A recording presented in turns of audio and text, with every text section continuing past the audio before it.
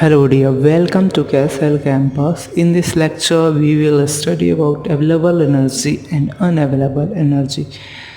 तो चलिए स्टार्ट करते हैं. First of all available energy का दूसरा नाम जो है एक्सर्जी भी होता है.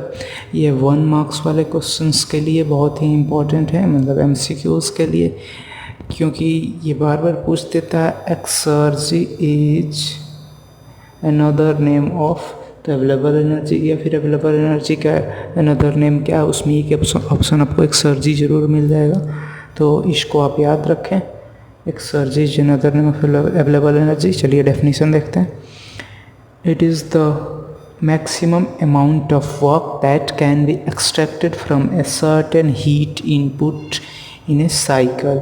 मीन्स जो एक साइकिल में जो हीट इनपुट होता है उससे मैक्सिमम अमाउंट ऑफ वर्क कितना हम एक्सट्रैक्ट कर सकते हैं to you so that we can use that work for another purpose.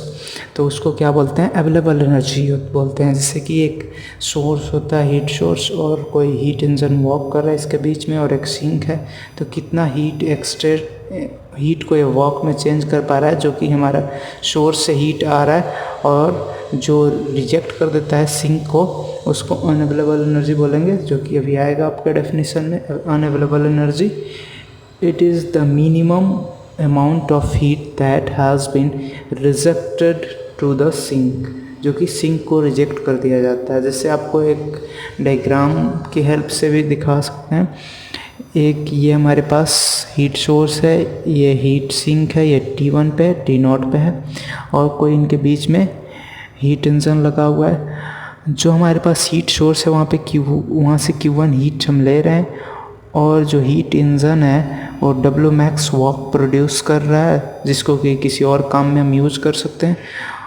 इसको ही अवेलेबल एनर्जी बोलते हैं. और जो minimum amount of heat reject हो जाता है to the sink after extraction of useful work, तो ये हमारे पास अनअवेलेबल फॉर्म ऑफ एनर्जी, इसको कहते हैं क्यूमीन को, यानी Q2 को. अब यहाँ पे हम क्या करते हैं, वर्क मैक्स का एक फॉर्मूला निकालते हैं. तो आपको पता है Q1 is equal to W plus Q2 होगा, मतलब जो हीट आ रहा है इज इक्वल टू वर्क जो इससे हम एक्सट्रैक्ट कर रहे हैं, और प्लस जो रिजेक्ट हो जा रहा है. तो इन दोनों का समेशन जो सप्लाइड हीट है होगा, तो यहाँ पे W मैक्स क्या आ जाएगा, Q1 माइनस Q2. Q2 को क्यूमीन भी बोल रहे हैं यहाँ पे. तो that means that maximum work available, यानी कि अवेलेबल एनर्जी क्या हो जाएगा, Q1 माइनस में क्यूमीन, यानी अनअवेलेबल एनर्जी. ठीक है, यहाँ पे इसका भी फार्मूला देखते हैं. Q1 और क्यूमीन का फार्मूला क्या हो सकता है. तो एक TS कोऑर्डिनेट हमारे पास है. इसमें देखते हैं कि T1 टेम्परेचर पे हमें Q1 जो है हीट मिल रहा है, और T0 टेम्परेचर पे हम क्या कर रहे हैं, Q2 यानी कि क्यूमीन हीट रिजेक्ट कर दे रहे हैं. इस प्रोसेस में ही हो रहा था. क्यूमीन को Q2 बोल रहे हैं यहाँ पे. तो हमें पता है कि जो हीट है वो T0 into change in entropy होता है, और इंट्रोपी का चेंज कितना हो रहा है, S1 से S2, यानी डेल S, इनके बीच में इंट्रोपी का चेंज हो रहा है. तो Q1 कितना होगा, T1 into del S, because Q1 temperature पे T1 टेम्परेचर पे Q1 हीट हमें मिल रहा है. तो Q1 is equal to T1 into del S. ये इसका फॉर्मूला हो जाएगा Q1 का. अब डेल S का फॉर्मूला निकालेंगे, तो यहाँ से ही आ जाएगा Q1 by T1. Okay, means change in entropy Q1 by T1 हो जाएगा. अब हमें पता है कि एफिशिएंसी का फॉर्मूला क्या होता है. एफिशिएंसी इज इक्वल टू होता है 1 माइनस T लोअर अपॉन में T हायर. तो T लोअर कौन सा है, T0, और T हायर T1. तो यहाँ पे ही लिख रहे हैं कि efficiency is equal to 1 minus T0 by T1.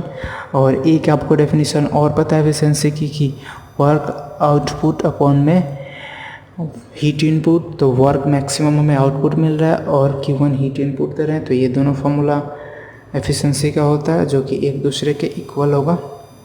Okay, इससे अगर हम वर्क मैक्स निकालें तो हमारे पास क्या आ जाएगा, Q1 इंटू ये Q इधर राइट हैंड साइड में डिवाइड में, तो लेफ्ट हैंड साइड में जाकर मल्टीप्लाई में हो जाएगा, और into 1 minus T1 by T not by T one. Okay, अब इस वर्क मैक्स के फॉर्मूले को हम क्या कर रहे हैं, Q1 से जो है कि मल्टीप्लाई कर दे रहे हैं ब्रैकेट के अंदर में, तो हमारे पास हो जाएगा Q1 minus of Q1 T not by T one.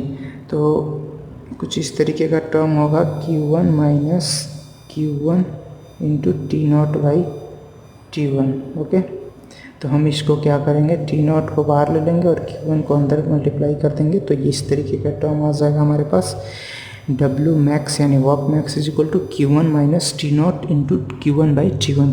ये हम क्यों कर रहे हैं, क्योंकि हम Q1 by T one already यहाँ पे निकाल चुके हैं, डेल एस होता है, तो यहाँ पे Q1 बाई टी वन को डेल एस से रिप्लेस कर देंगे, तो W max is equal to Q1 minus T not del S हो जाएगा। तो आपको पता है कि आपने डब्ल्यू मैक्स का फॉर्मूला क्या लिखा था, is equal to Q1 minus Q2 यानी हीट रिजेक्टेड, तो ये T not del S Q2 हो जाएगा हीट रिजेक्टेड। तो आपके पास यहाँ पे अवेलेबल एनर्जी कितना बचा है, पूरा term Q1 minus T not del S, और अनअवेलेबल एनर्जी कितना बचा है, यानी Q2, तो टी नॉट डेल एस आपके पास अनअवेलेबल एनर्जी बचा। ये ऑब्जेक्टिव के लिए याद रखेंगे, डायरेक्ट न्यूमेरिकल आएगा तो इस फॉर्मूला का यूज करके आप सॉल्व कर सकते हैं। ओके, इस लेक्चर में इतना ही। Now thank you for class.